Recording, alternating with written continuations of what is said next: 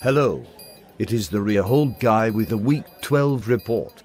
Sorry I missed all of you fine mules last week.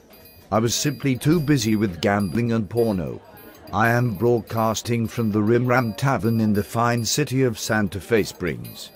The top storyline from last week is the abortive tie between Mulvin and the Patriots scum.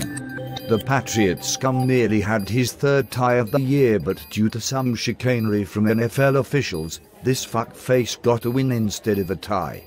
With the exception of Tom Brady, all of his players sucked dick, but his handsome quarterback provided just enough to get him the win over the pathetic Mulvin. As far as Mulvin's piss-poor performance this year, there is no easy explanation. Some think he has been spending too much time working on his dance routines, while others think he is focusing too much on his gambling career. And, of course, his increasing intake of alcohol can't be helping either.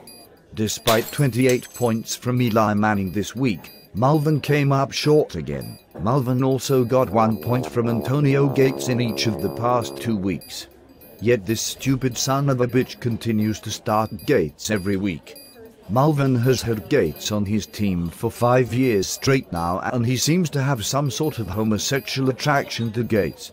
But to each their own.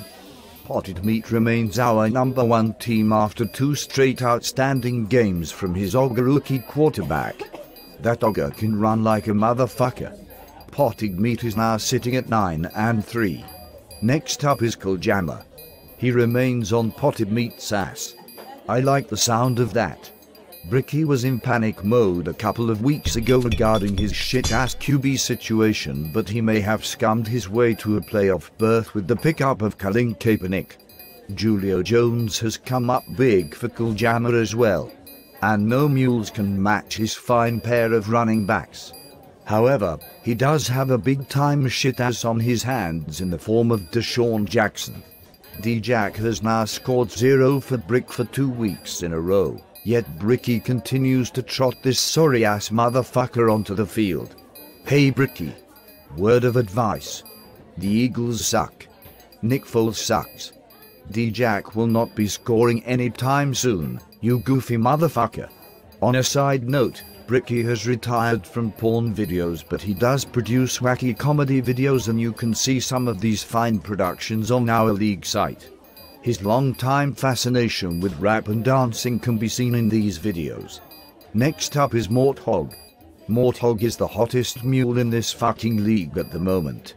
This hillbilly from the Midwest has now won 6 straight games. He just took down the league villain and is now sitting in a tie for first place. But the Patriots scum is right up Morthog's ass. This fuckface was hoping for another tie, but Brandon LaFell clinched it for Morthog on Monday Night Football. But this race will go down to the wire. And Oko Cinco is still hanging on by a thread. He would need a lot of help to make the playoffs, but he got great games from his 2 Cowboys fags this week. Unfortunately, Larry Fitzgerald is playing with some of the worst quarterbacks to ever take the field, and this has wasted Fitzgerald's potential. The Cardinals were starting Red Skelton at QB for a while, and now they are starting some absolute shit-ass from San Diego State. Rounding out the Eastern Division is G. G is 5-7, which is actually pretty respectable for an unknowledgeable fuckface like him. G likes his women to be quite hairy. He also enjoys the musical stylings of Air Supply, and particularly enjoys the song Making Love Out of Nothing at All. This brings me to the Central Division.